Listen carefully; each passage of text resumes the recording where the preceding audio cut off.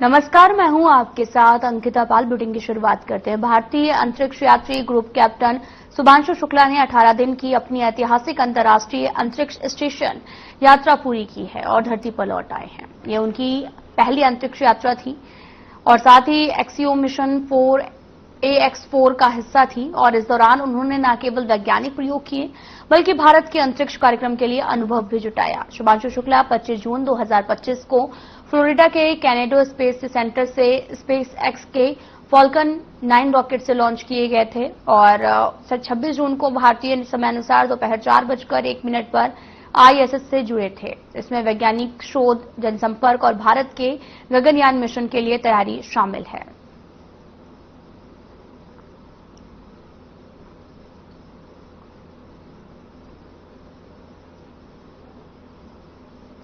CM Nayab Singh Saini ने शुभांशु शुक्ला और उनकी टीम को बधाई दी है।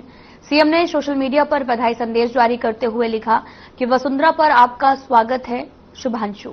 हर भारतीयों को गौरवान्वित करने वाले एक्सियो मिशन 4 के सकुशल संपन्न होने पर ग्रुप कैप्टन शुभांशु शुक्ला और पूरी टीम का अभिनंदन। ये वो यात्रा है जिसने भारत के अंतरिक्ष कार्यक्रम को एक नया आयाम दिया है।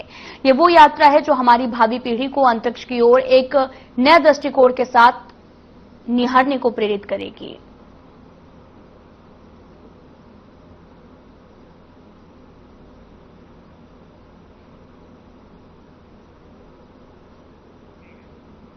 केंद्रीय राज्य मंत्री राव इंद्रजीत सिंह ने रामपुरा आश्रम के धार्मिक कार्यक्रम में मीडिया से बातचीत के दौरान डिनर डिप्लोमेसी विवाद पर प्रतिक्रिया दी। उन्होंने कहा कि भारत आपको बताते चले कि 12 विधायकों के रात्रि भोज को मीडिया ने राजनीतिक रंग देने का आरोप लगाया। उन्होंने साफ किया, न तो उनसे किसी ने पूछा कि भोज में क्यों गए और न ही मुख्यमंत्री ने उन्हें आमंत्रित किया था। उन्होंने बेटी आरती सिंह राव के गृह प्रवेश कार्यक्रम में सभी को आमंत्रित करने की बात कही और राव नरबीर सिंह और अनिल विज के आने पर उनका स्वागत करने की बात कही।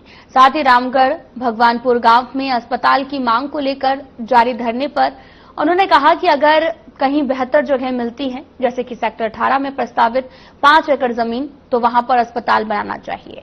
उन्होंने धरने को अपनी छवि खराब करने का प्रयास बताया। साथ ही राजस्थान से दूषित पानी और धारूहेड़ा आने के विवाद पर कहा कि राजस्थान को अपने पानी की निकासी की व्यवस्था खुद करनी चाहिए।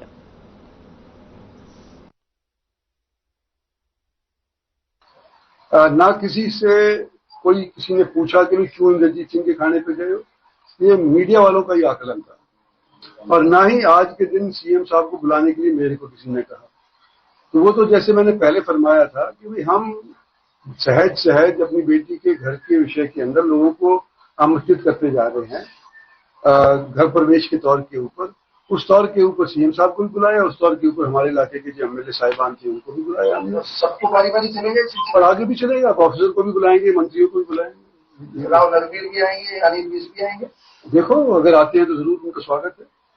हाँ। तो थोड़ा यहाँ पर भी 27वें दिन धरना चल रहा था, 27वें दिन प्रदर्शन हुआ, पैदल मार्च हुआ। राव इंद्रजीत सिंह तो धरना चल रहा है, एक तरह से आपका जो वादा खिलाफी का मुद्दा ले रखा है उसको लेकर के क्या कहेंगे? देखो वादा खिलाफी तो अभी तक हुई नहीं ना।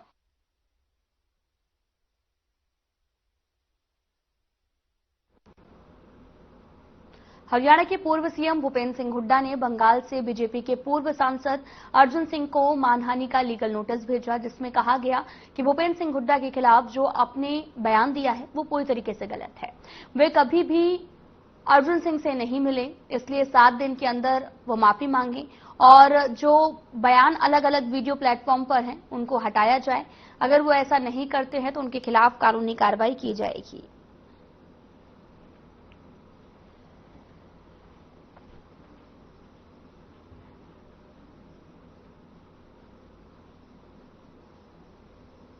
सिंगल राहुल फाजिलपुरिया पर गोली चलाने के मामले में गुरुग्राम पुलिस को एक और सीसीटीवी फुटेज हाथ लगा है। इस फुटेज में एक आपको बताते चले कि दोनों गाड़ियों की एक लोकेशन पर पहुंचने में 10 सेकंड का गैप आ गया है और पुलिस ने सीसीटीवी कैमरे की फुटेज को कब्जे में ले लिया है और मामले की जांच शुरू कर दी है। साथ ही गुरुग्राम पुलिस मामले में गोली चलाने वाले को कोई साक्ष्य न मिलने का दावा कर रही है और वहीं पुलिस ने एक गोली का निशान मिलने की बात कही और वहीं पुलिस ने जिस पंच गाड़ी का जिक्र किया था उसे बरामद कर लिया गया है।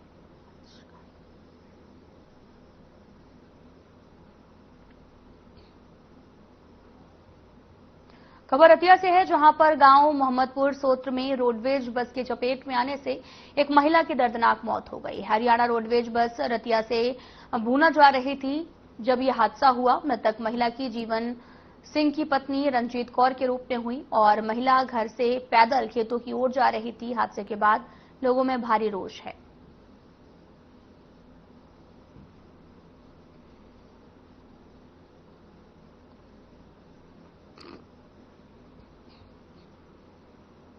चरखी दादरी जिले के गांव जावा में सेना भर्ती को लेकर सेमिनार का आयोजन किया गया, जिसमें सेना भर्ती कार्यालय चरखी दादरी और हिसार से सतत मिलाप टीम ने भाग लिया है और युवाओं को अग्निवीर भर्ती सहित अन्य ऑफिसर पदों पर भर्ती के बारे में जानकारी दी है। सेमिनार के दौरान पूर्व सैनिकों की पेंशन और डॉक्यूमेंट संबंधित समस्याओं का समाधान किया गया।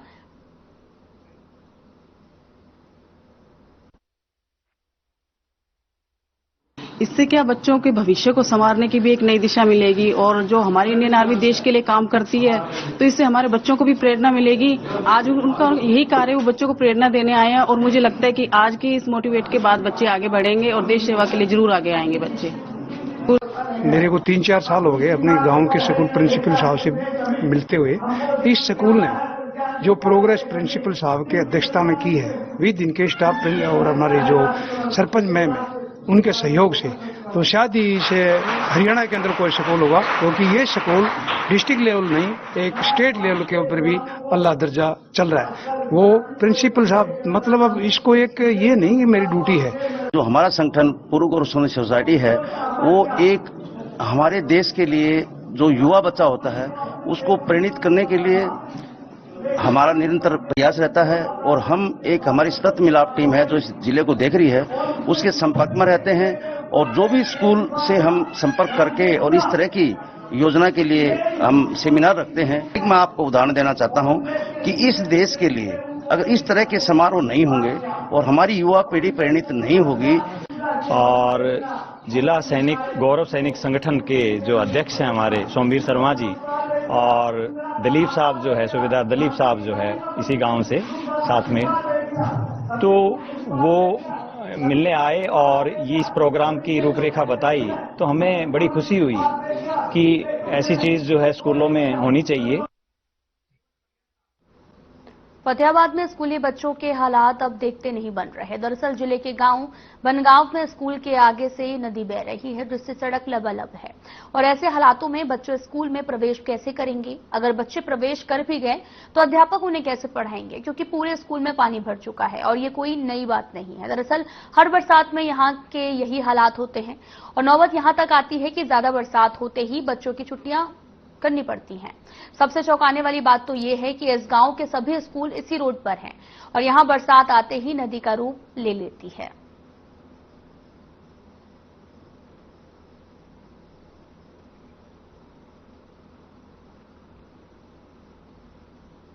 रतिया के वार्ड नंबर 12 में 2 गलियों एक पार्क के नाम पर 60 लाख रुपए के फर्जी बिलों के आरोपों का मामला अब तूल पकड़ता जा रहा है, जिसके तहत नगरपालिका प्रांगण में शहर के कई वार्डों के पार्षदों ने अनिश्चितकालीन धरने पर खूब हंगामा किया और नगरपालिका के खिलाफ जमकर नारेबाजी करते हुए जोरदार प्रदर्शन किया।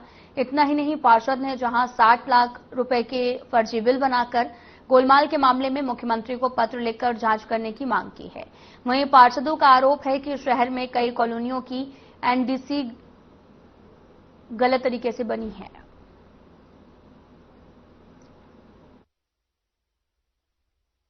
एक काम तो यही है कि रतिया के अंदर हर साल करोड़ रुपए का बजट पास होता है, लेकिन धरातल पर कुछ ऐसा नजर नहीं आ रहा है। आज करोड़ों रुपए की लागत से सड़कें बनाई गई हैं, लेकिन पानी की निकासी कहीं पे नहीं है। कूड़े के ढेर लगे पड़े हैं और कुछ एमसीओ की तो 2 बार सड़कें बना दी और बिल ले लिए गए हैं। मतलब ये देखता हूँ कि धरातल पर कितना भ्रष्टाचार है। सीएम साहब से बेनती है कि आप एक बार आकर इसकी पूरी तरह से जांच हो और जांच के बाद लाखों करोड़ों रुपए का घपला सामने आएगा। लगातार जहाँ पर किसी चीज रतिया शहर के अंदर विकास के नाम पर सिर्फ जीरो चल रहा है, विकास नहीं हो रहा है। धरने पे ये मांग है जी, 3 साल हो गए एमसी बने हुए, लगभग किसी भी शहर पूरे शहर के अंदर कोई भी वार्ड का काम नहीं हुआ। अभी ताजा एक मुद्दा सामने आया है, वार्ड नंबर 12 से हमारे भाई हैं सतपाल जी, उनके इलाके के अंदर एक गली 2 बार बना दी गई है। बना देगी तो मतलब ये क्या है, वहां एक पत्थर भी नहीं लगा, पेमेंट होगी 60 लाख की 2 बार पास, एक बार तो इनके बढ़ने से पहले, एक बार इनके बढ़ने के बाद में। और एक पार्क का भी इन्होंने कागजों के अंदर टेंडर पास किया है, उसकी पेमेंट भी पास कर दी, और वो पार्क कहीं दिख भी नहीं रहा, सिर्फ कागजों में दिख रहा है। अगर ऐसे काम होते रहे तो फिर आए साल ये खुद बजट पास कर लें।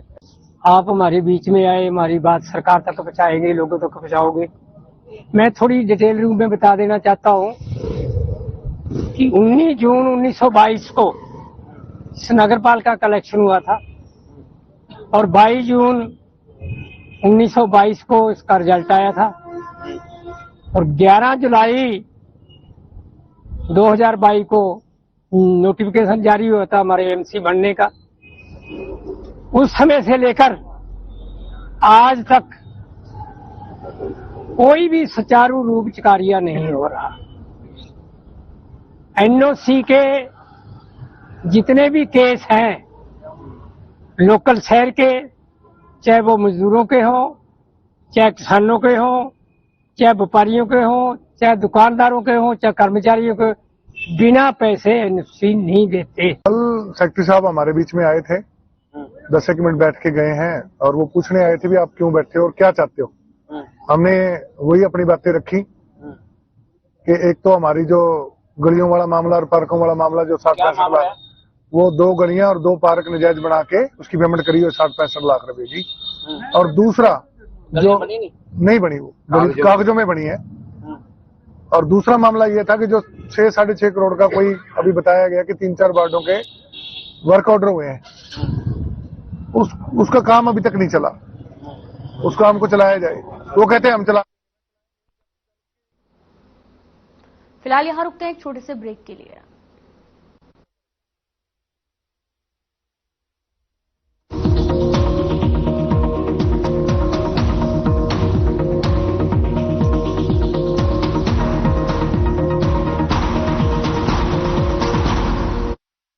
क्या आप दुबले पतले कमजोर हैं, आपकी सेहत नहीं बनती, भूख कम लगती है, वजन नहीं बढ़ता? दरअसल मेन बात खाना पीना खाना नहीं है, मेन बात है खाया पिया लगना। और अगर खाया पिया लगेगा ही नहीं तो आपकी सेहत बनेगी कैसे? इसलिए हमारी संस्था सन्यासी आयुर्वेदा ने एक ऐसी दवा का निर्माण किया है जो कि आपके लिवर, आपके पाचन तंत्र को दुरुस्त करने का काम करती है, ताकि आप जो भी खाएं उसका पूरे का पूरा निचोड़ आपके शरीर को लगे, आपकी भूख बढ़े, खाया पिया सही से लगे, नया खून बने, हड्डियों में जान आए, वजन बढ़े और आप मोटे तगड़े खूबसूरत पर्सनैलिटी के मालिक बन जाए। सिर्फ 699 रुपए की पूरे 1 महीने की दवा होती है और आप इसे घर बैठे 011-45454545 पर फोन करके दवा मंगवा सकते हैं।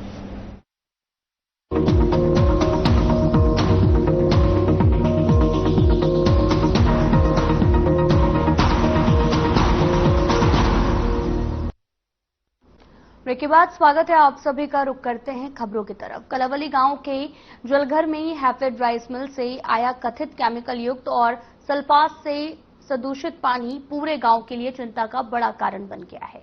गांव के प्रमुख नागरिक सुरतेज सिंह सहित कई लोगों ने ज्वलघर पर जमा होकर गंदे पानी और जानलेवा पानी को लेकर भारी रोष व्यक्त किया और ये कहा कि पानी को पीने के लिए सप्लाई किया जाता है, उसमें अब जहर घुलने का खतरा पैदा हो गया है। दरअसल गांव में स्थित हैफेड की राइस मिल जहां चावल की प्रोसेसिंग होती है, उसी के नजदीक ज्वलघर की एक डिग्गी में लगभग 2 फुट गंदा और केमिकल युक्त पानी भर गया है। जानकारी के मुताबिक राइस मिल में चावल और गेहूं का भंडारण किया गया और इस भंडारण इकाई में गेहूं की कीटों से बचाने के लिए सल्फास की गोलियां और अन्य रसायन रखे जाते हैं।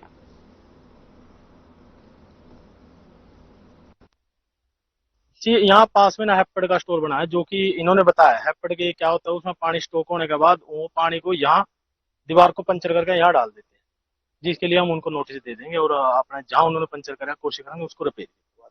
उसके बाद बस जो है जैसे जो स्टॉक हो चुका है गंदा पानी, कोशिश करेंगे उसको अगर कहीं जगह मिलती है तो ड्रेन आउट कर। कब तक इस समस्या का पक्का समाधान हो जाएगा? अभी तो उनके नोटिस ही देंगे जी, अगर उससे नहीं होते तो फर्दर कार्रवाई करी जाएगी, बाकी मौके पे तो कर देंगे जी। ਉਸ ਸਮਾਧਾਨ ਜਲਘਰ ਦੇ ਵਿੱਚ ਇੱਥੇ ਜ਼ਹਿਰੀਲਾ ਪਾਣੀ ਪੈ ਰਿਹਾ ਡੱਗੀ ਦੇ ਵਿੱਚ, ਜਲਗੜ੍ਹ ਦੇ ਨਾਲ ਇੱਥੇ ਸੈਲਰ ਬਣਿਆ ਹੋਇਆ ਹੈਫੜ ਸੈਲਰ 28 ਕਿੱਲਿਆਂ ਦਾ ਸੈਲਰ ਆ। ਉਹਦਾ ਸਾਰਾ ਕੈਮੀਕਲਾਂ ਵਾਲਾ ਗੰਦਾ ਜ਼ਹਿਰੀਲਾ ਪਾਣੀ ਨਾਲ ਹੀ ਕੰਧ ਦੇ ਹੋ ਕੇ ਪਾਈਪਲਾਈਨ ਦੇ ਵਿੱਚ ਮਿਕਸ ਹੋ ਕੇ ਡੱਗੀ ਦੇ ਵਿੱਚ ਆ ਰਿਹਾ, ਜਿਹਦਾ ਕਰਕੇ ਪਿੰਡ ਦੇ ਵਿੱਚ ਕੈਂਸਰ ਤੇ ਚਮੜੀ ਦੇ ਰੋਗ ਬਹੁਤ ਜ਼ਿਆਦਾ ਮਾਤਰਾ ਦੇ ਵਿੱਚ ਵੱਧ ਰਹੇ ਆ। ਅਸੀਂ ਇਹਦਾ ਕਰਕੇ ਸਾਰਾ ਰੋਸ ਹੈ ਪਿੰਡ ਦੇ ਵਿੱਚ, ਅਸੀਂ ਤਾਂ ਹੀ ਕਰਕੇ ਇੱਥੇ ਇਕੱਠੇ ਹੋਏ ਹਾਂ।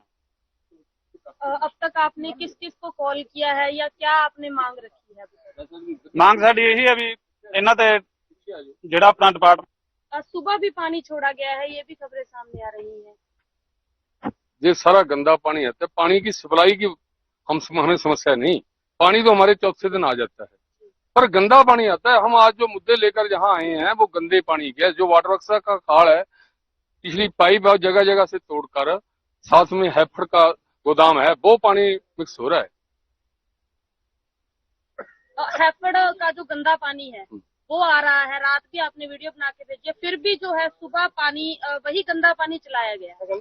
ये गंदे पानी की तो डग्गी भरी पड़ी है जी, हम इसकी मांग करते हैं कि डग्गी को। हरियाणा पलवल जिले के शेषशाही गांव की है, जहां पर 780 साल पहले शेषशाही मंदिर के नजदीक क्षीर सागर से स्वयंभूमि श्री लक्ष्मी नारायण की प्रतिमा, जो कि मंदिर में स्थित है, जहां मां लक्ष्मी भगवान नारायण के चरणों में के पास में बैठी हैं। आस्था का सैलाब, भक्तों के विश्वास, एकादशी वाले दिन हजारों की संख्या में भक्त यहां पर पहुंचकर अपनी मनोकामनाएं पूरी करवाने के लिए आते हैं और साथ ही इसलिए इस गांव का नाम भी शेषशाही पड़ा। भगवान का ये रूप स्वयं प्रकट हुआ। गोपी ग्वालों ने भगवान से कहा कि हमें नारायण के दर्शन कराओ। भगवान ने क्षीर सागर का आवाहन किया और शेष की सैया पर प्रकट हुए।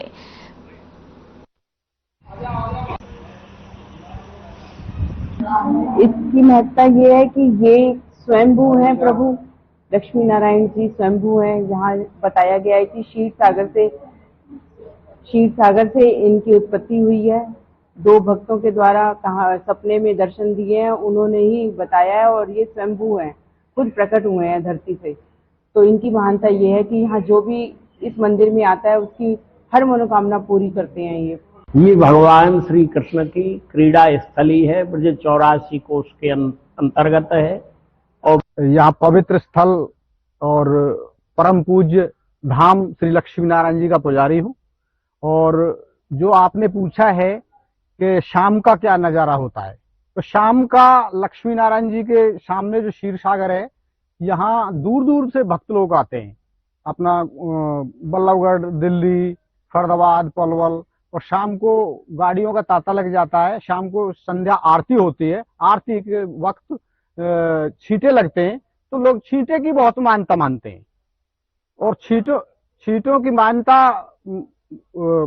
मानते हैं। छींटे वैसा तो है नहीं खुदा हुआ है या किसी ने बनाया हो, ये भगवान कृष्ण ने अपनी योग माया से गोपियों को लीला दिखाने के लिए यहाँ गोपियों को वो लाए अपनी योग माया से और ये क्षीर सागर प्रकट किया, क्योंकि यहाँ बनी बन था और यहाँ एक ऋषि तपस्या किए कर रहे। आगे गांव खरोट है, वहाँ एक खड़ासुर नाम का दैत्य रहता था, तो वो दैत्य उस ऋषि को मारने के लिए तैयार हुआ, तो भगवान से उसने प्रार्थना करी। उस समय भगवान गोपियों को। नूंह जिले के ताबड़ू में कुछ लोगों ने सैनीपुरा मोहल्ला स्थित मजार पर तोड़फोड़ की है। हरियाणा पुलिस ने जानकारी दी, जिसके बाद से जिले में सुरक्षा बढ़ा दी गई। इसके अलावा भी सभी स्थानों पर मजिस्ट्रेट और पुलिस अधिकारियों की ड्यूटी लगाई गई है, जिसके बाद से आमजन अच्छी तरह से मंदिरों में जलाभिषेक, पूजा अर्चना करने के लिए पहुंच रहे हैं। ब्रजमंडल जलाभिषेक की यात्रा से पहले यहां घटना जो है वो सामने आई है।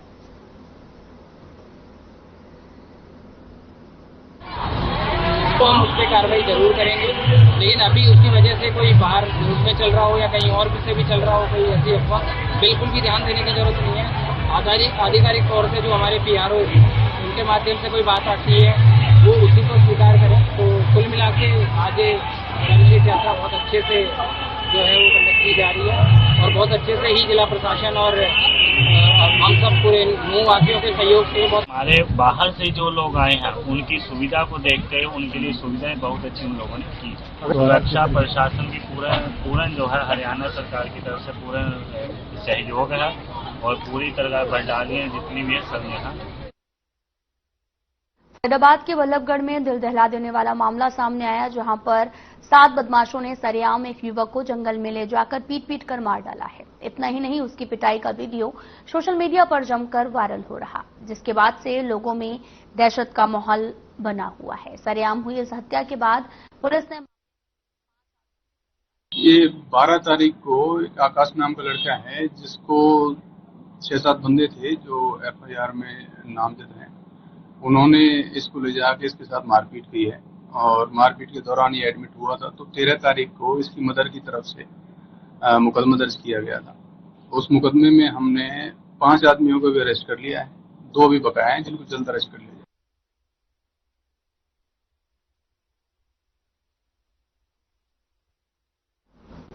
फरीदाबाद के नारियाला गांव में विकास कार्यों में घटिया मटेरियल का इस्तेमाल किया गया है और मंदिर के साथ में बनाए जा रहे टीन शेड की 4 दीवारी में पीली ईंट, घटिया करसर और सीमेंट का धड़ल्ले से इस्तेमाल किया जा रहा। गांव का सरपंच खुद ठेकेदार बनकर जो है वो गलत काम करवा रहा। सरपंच सरकारी पैसों का दुरुपयोग कर रहा और अधिकारी भी इस मामले में चुप्पी साधे हैं।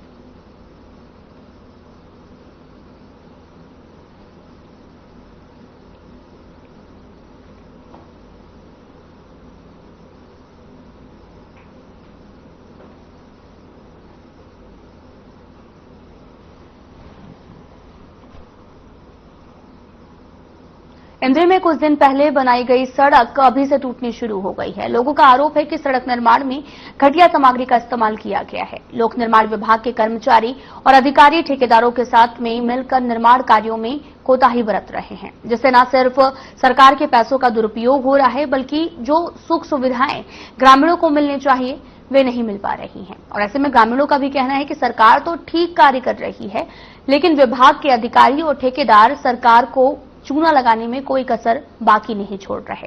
उन्होंने जल्द ही इसकी शिकायत भी उच्च अधिकारियों को की है और साथ ही ऐसे दोषी जो हैं वो अधिकारियों और ठेकेदारों के खिलाफ ठोस कार्रवाई होनी चाहिए जो सरकार के पैसे का दुरुपयोग कर रहे हैं।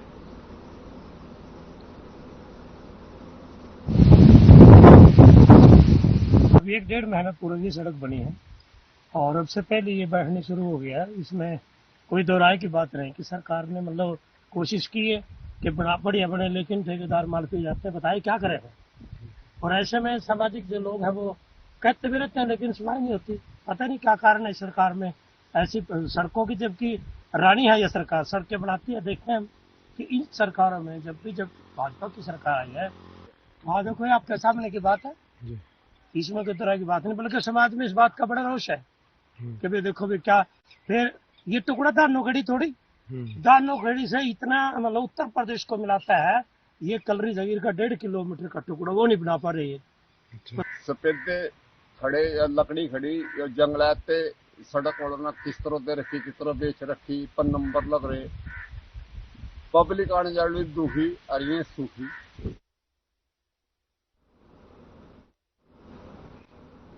फरीदाबाद की विजिलेंस विभाग टीम ने फिल्मी अंदाज में मार्केट कमेटी के ऑप्शनर को पकड़ा है।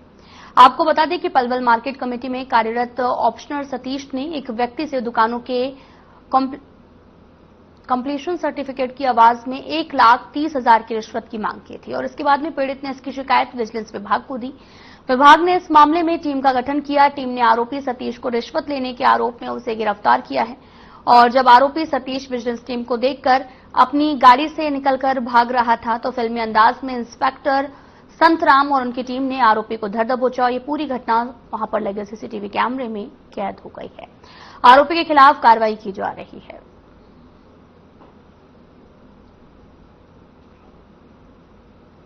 फिलहाल बुलेटिन में इतना ही। नमस्कार।